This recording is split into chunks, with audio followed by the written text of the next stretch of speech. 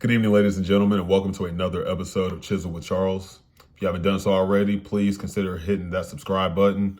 I'm currently at 18 subscribers, and my current goal is 25. So if you can help me reach that, I greatly appreciate it. And go ahead and consider hitting the notification bell while you're here as well so you don't miss an upload. Today, we're going to talk about the importance of spiritual wellness, why you need it, and we're also going to give 3 ways for you to cultivate it. So make sure you watch this video to the end. Let's go ahead and get into it. Guys, FYI, just like before, I do have some notes over here just to make sure I hit my key points and I don't just kind of ramble on. So if you see me glance over here, then that's really all that's about. First things first, spiritual wellness and religion. We all know that spirituality and religion are not the same thing, I hope. And while they are closely associated, spirituality and religion, you do not have to have a religion to strengthen your spirituality. It can be beneficial, but it is not necessary. So if you don't have a religion that you prescribe to, that's okay. And if you do have a religion that you prescribe to, that's okay too.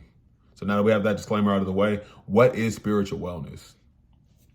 Spiritual wellness is taking our morals, our ideals, our beliefs, using those 3 things, right?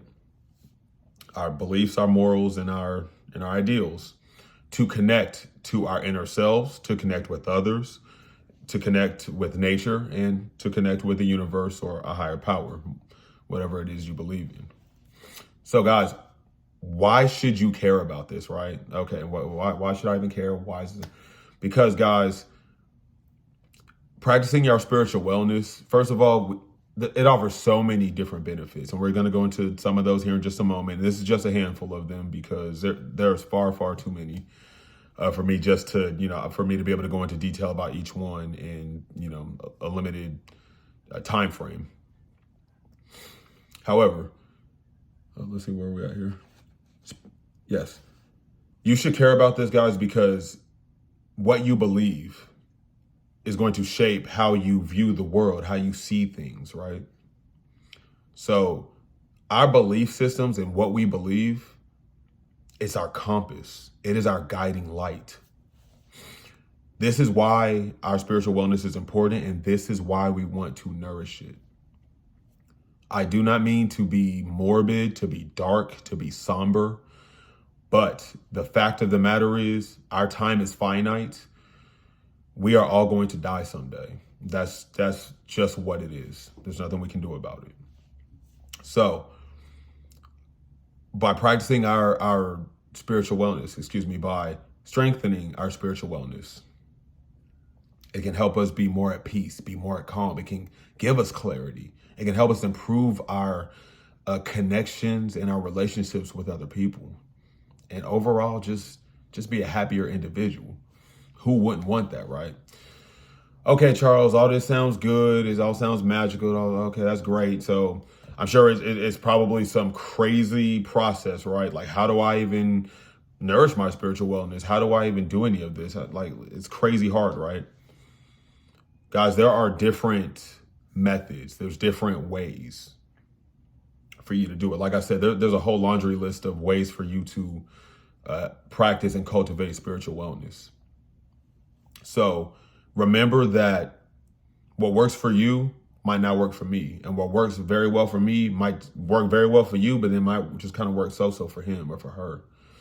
So you're going to have to put in the work because this is going to be a trial and error type deal. You have to figure out what works best for you, what works well for you, and what works against you or what does not work so well for you.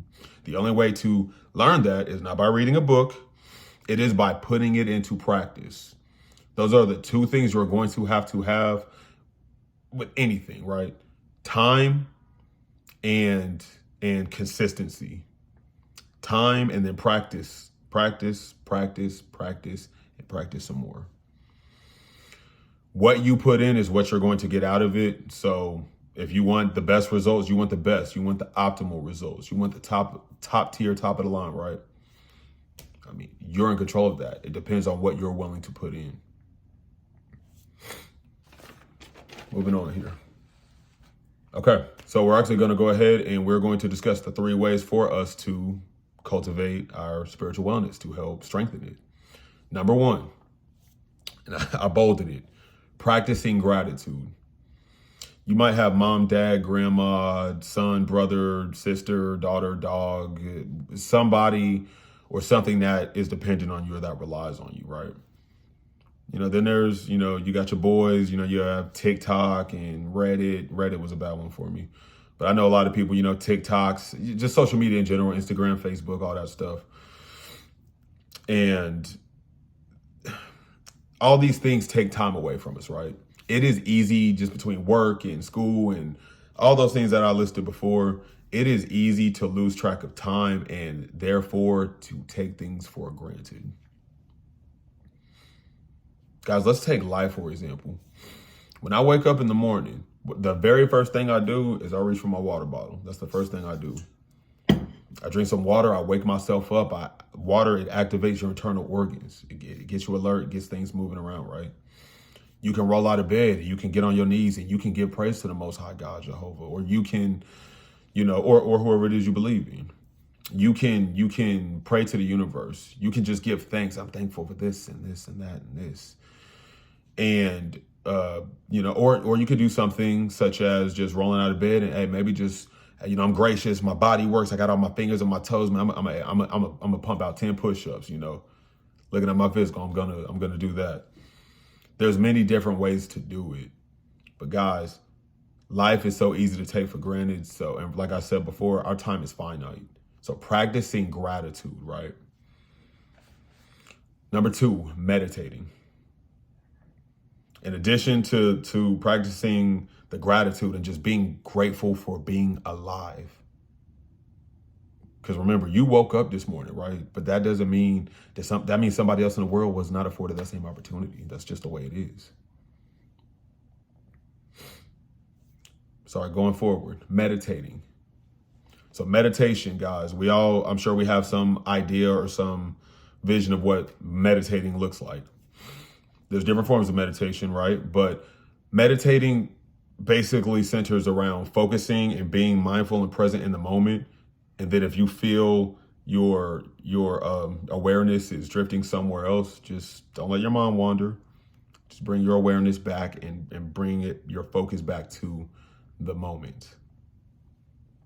Practicing and mastering meditation can help you increase self-awareness, better deal with negative stress and emotions.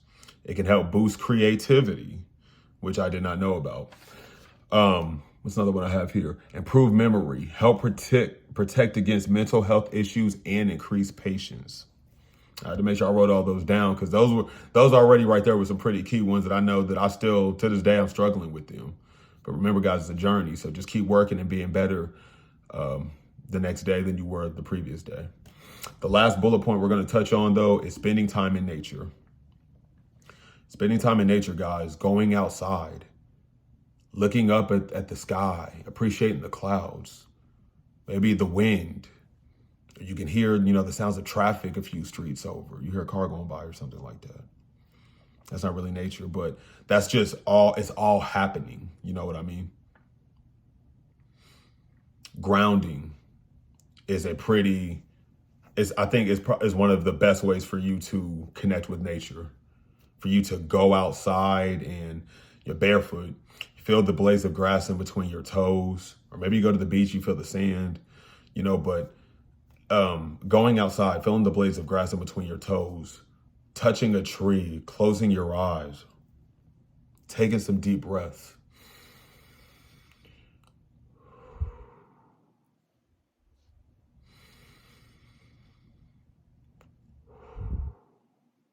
Guys, it will calm you down. It will help you feel like that you're a part of something, but you feel connected with something bigger than yourself. Grounding is a key way to get one of those benefits.